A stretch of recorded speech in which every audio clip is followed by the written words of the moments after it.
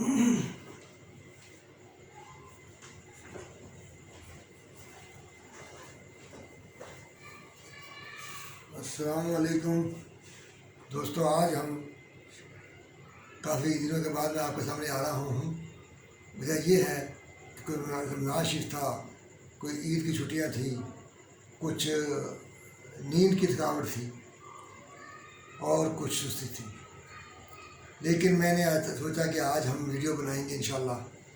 आज की वीडियो हमारी है सर्विस कॉस्टिंग पर। जॉब ऑर्डर कॉस्टिंग में आपने पढ़ा है कि आपने सारी हर जॉब जो है या वो अपने लिए बनाते हैं या किसी के लिए बनाते हैं, उसकी प्राइस अलग होती है और उसकी कॉस्ट भी अलग करनी पड़ती है। उसमें तीनों एलिमेंट ऑफ कॉस्ट हम डालते हैं, मटीरियल, लेबर, ओवरहेड्स, और वो एक प्रोडक्ट बनाते हैं या एक काम करते हैं उनका, तो हम उनसे पैसे ले लेते हैं और उसके मुताबिक हमें पता चलता है कि हमारा प्रॉफिट कितना है। अब सर्विस कॉस्टिंग में क्या होता है कि हमने एक सर्विसेज देनी है और सर्विस देनी है हर एक आदमी को अलग अलग। जैसे आप एक टीचिंग सर्विसेज दे रहे हैं, आप एक अस्पताल खोला है उसकी सर्विसेज दे रहे हैं, इसी तरह आपने कोई और वकालत है, आर्किटेक्चर फीस है, इन किस्म के आप कंस्ट्रक्शन का कोई एडवाइजरी काम कर रहे हैं, तो इन तमाम की कॉस्टिंग भी कैसे होगी। आप जैसे आजकल क्रीम और उबर है, ये भी सर्विस दे रही है, इसकी कॉस्ट में कैसे करेंगे। तो सर्विस कॉस्टिंग का मतलब है कि you are giving service instead of goods ही दे रहे, सर्विस दे रहे हैं। तो उसकी सर्विस की कॉस्ट कैसे कैलकुलेट हो, वो कैलकुलेट करने के लिए आपको ये करना पड़ेगा कि उसकी जितनी भी कॉस्ट होती है उसमें ज़्यादा कॉस्ट होती है लेबर की। लेबर से मुराद है कि कंसल्टेंसी की फीस ज़्यादा होती है, और वो काम आपके जब करेंगे तो आपने ओवरहेड्स जो लगाने हैं वो आपने लगाने हैं on the basis of labour cost. इसके बाद दूसरी बात यह है कि हर किस्म की कॉस्ट जो आपके क्लाइंट को आप सर्विस दे रहे हैं, ट्रैवलिंग कर रहे हैं, खाना खा रहे हैं, उनके लिए जा रहे हैं, तमाम कॉस्टें जो हैं जो आइडेंटिफाई हो सकती हैं उनके काम के साथ, ट्रैवलिंग है, तमाम किस्म की, तमाम उसमें डालनी है।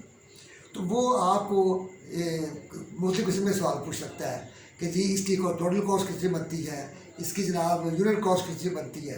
तो ये तमाम चीज़ें हैं, आपने सर्विसेज देनी है और उसकी कॉस्ट बतानी है।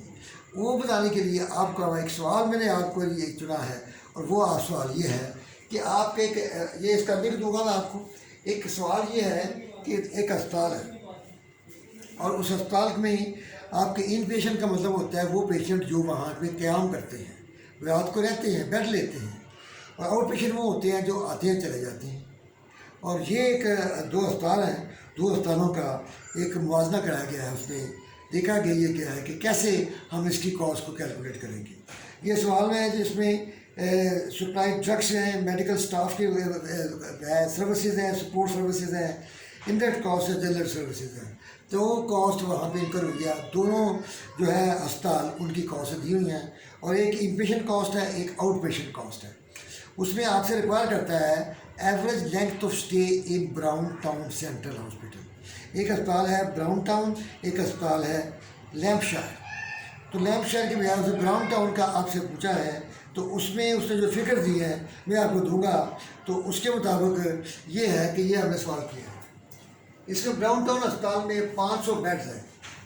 इसका मतलब है उसके पास टोटल कैपेसिटी जो है 500 बेड्स की, 365 दिन में, एक साल में वो 1,82,500 लोगों को यार के 500 बेड दे सकता है 365 दिन में। उसके बाद टोटल कैपेसिटी जो है वो 182,500 है। 1,82,500 तो ये जब दे देंगे, उसके बाद वो हमसे पूछता है कि average length of stay in brown town. तो ये वो कहते हैं 85% स्टे है हमारा। ये नहीं होता कि हर रोज़ लोग आए होते हैं। 85% हमारी ये इसकी स्ट्रेंथ है, ऑक्यूपेंसी है, वो बनते 1,55,200 अब हमने निकालनी है एवरेज स्टे कितना है। तो हमने निकालना है कि एवरेज स्टे आपका आप इतना स्टे होता है, और टोटल आपकी जो है वो अपना 8,165 आपके पेशेंट है, नंबर ऑफ इन पेशेंट 8,165 है। तो 19 दिन आपका एवरेज स्टे होता है, यानी कि 19 दिन महीने में आपका बेड जो है वो पाई रहता है। 19 दिन एक महीने में, तो बाकी दिन फर्क रहता है। तो इस तरीके से हमने निकाला क्या इसका निकाला है जी कि average length of stay in brown town central hospital. उसके बाद कहते हैं जी बेड ऑक्यूपेशन परसेंटेज। दूसरे में बेड ऑक्यूपेशन परसेंटेज आपने दूसरे अस्पताल की बतानी है कि इसके पास टोटल बेड ऑक्यूपेशन कितनी है 780 इसके पास बेड हैं और 365 दिन होते हैं, तो टोटल उसके बाद 284,700 कैपेसिटी है ठहराने की। उसमें वो कहता है जी हमारी जो है पेशेंट वो हैं 23,472 पेशेंट हैं और ये एवरेज 7.5 दिन रहते हैं। इसका मतलब इतने दिन रहते हैं, तो टोटल कैपेसिटी ये है। तो इसको जो हमारे पास है जितने जो अवेलेबल है जो हम जितनी ऑक्यूपाई होता है वो divide by total capacity into 100 62% जो है ना हमारा जो इस अस्पताल में वो बेड ऑक्यूपेशन हो जाती है। लोग इतने दिन वैसे बहुत हमारी कैपेसिटी का 62% जो है यूटिलाइज हो जाता है, हम इसका 62% कमा रहे हैं। नंबर 3 वो कहता है कि कॉस्ट पर inpatient day for both hospital. Inpatient days cost दी हुई है और यहाँ भी कॉस्ट दी हुई है और इसमें 176,40 है ये कि 23,472 इन पेशेंट है और 7.5 दिन रहते हैं, तो डिवाइड करेंगे तो हमारा आ जाएगा जी 12 काम है। इस तरह ये कॉस्ट गिवन है और 8 साल 165 दिन इसके जो हैं इन पेशेंट हैं और वो 19 दिन रहते हैं, ये हमारे निकाला है। तो 19 दिन निकाल तो इसके बनते हैं 78,43 और आखिरी जो इसका है वो है कॉस्ट पर आउट पेशेंट। तो आउट पेशेंट की कॉस्ट लगा लो, तो आउट पेशेंट कितने मरीज़ हैं, ये मरीज़ हैं, ये गिवन है, ये गिवन है, ये कॉस्ट भी गिवन है, आप इसे ये लगानी है।